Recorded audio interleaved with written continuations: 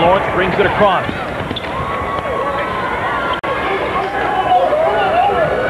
Seawolves 4-1 so far in the season.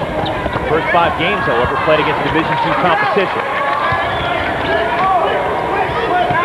Because Alaska is not a typical rhythm team that South Carolina is going to play against, it can almost make you look bad, because if you're South Carolina, you're a little out of rhythm all game long, and then you got a guy like Burgess that can just stick a dagger in your face with a big shot.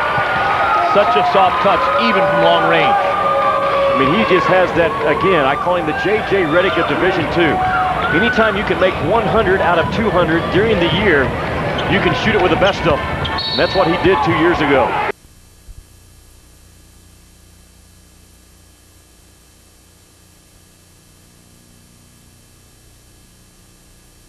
Canate and Palacios that, again, when they get in the SEC in January and February and March, they will have to have some size. Burgess gets inside, right-handed layup, can't hit it. Three-pointer, and this one goes down. Finally, Burgess in the scorebook. Sweet stroke again, made 100 of 200 threes 2 years ago. Jimmy, he's had no success so far today, but he's not getting frustrated. Inside pass glances off the hands of Canate and goes out of bounds. Another turnover for South Carolina. I talked about these kids for Alaska a lot of times come to be a Seawolf for this week and this week only. They will play with an energy level and an urgency unlike you've seen all season long from Alaska. Inside, Joe Davis can't hit it. Canate snaps down the rebound. What a nice play though, Hunt, did everything but finish. Kinsey, hard to the bucket, and he is fouled. Had his legs taken out from underneath him, potential three-point play.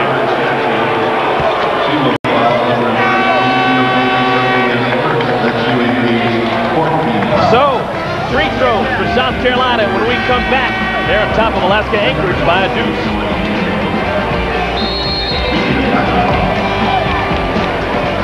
I'm in favor of the arc, though.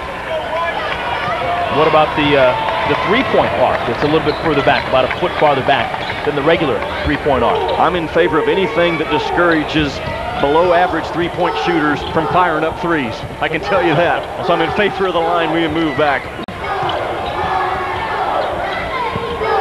Gamecocks putting down some defense right now. Burgess from well behind the arc and sweet rips the triple. Is that a sweet stroke or what? Can't leave him open for a moment. Yeah, really had to work hard the first 8 or 9 minutes to get himself into this ballgame offensively. And now he's letting the shots come to himself.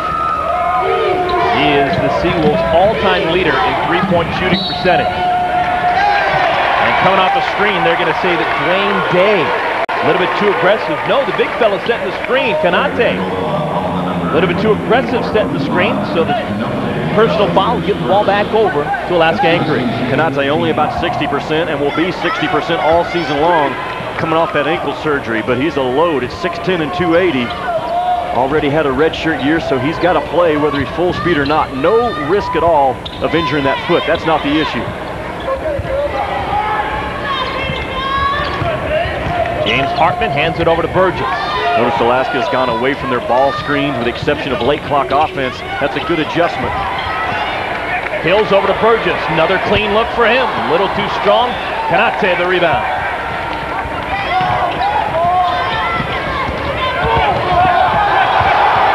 Kelly, skip pass in the corner. Their three-point shooter, Day, a little bit too strong. Canate offensive rebound, throws it back up and gets it to fall.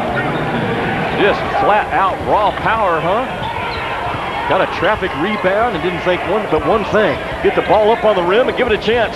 Call him Big Thunder. Cooper over to Burgess.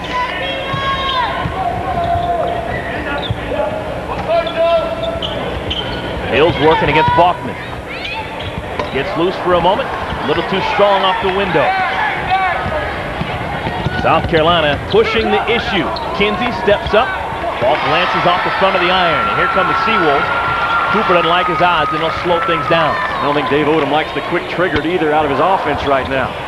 Alaska not having to work defensively the last couple of possessions.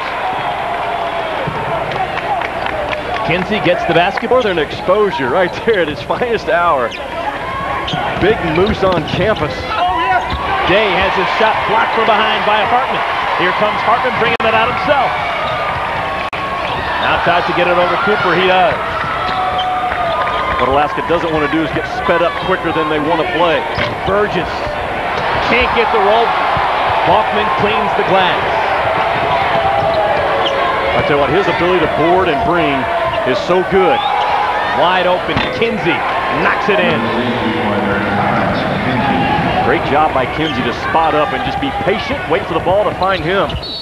Yes, inside the dip and the flip. Burgess gets it to fall. He's got 8, and his offense really starting to come alive. You know, we talked about his stroke from the perimeter, but this is also a tough, competitive kid. Bench presses over 300 pounds, so he can take a hit and doesn't really knock him off track. Watch the contact come, but watch the eyes stay up. Boy, great job by Kemmy Burgess, a kid that really competes with the best of them at the Division II level. Burgess has taken somewhat of a circuitous route to Anchorage. 24 years of age, didn't play at all a year ago because of a shoulder injury. And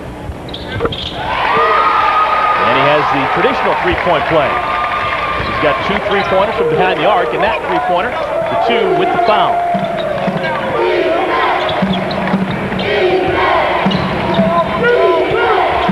Defensively, I think UAA has to be pleased with their effort in their half-court defense. South Carolina's had to work. They've had to turn their offense over.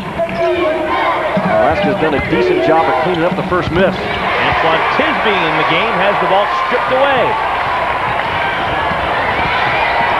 Going it ahead, Hills had it, then loses it. Ball out of bounds. Over to South Carolina. Dave Odom talking to Tisby about being strong with the basketball. Catch that ball, expect the help defense to rotate down on you.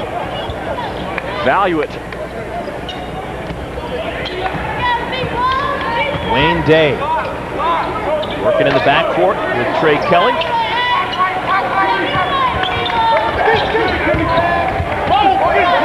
Balkman over to Day.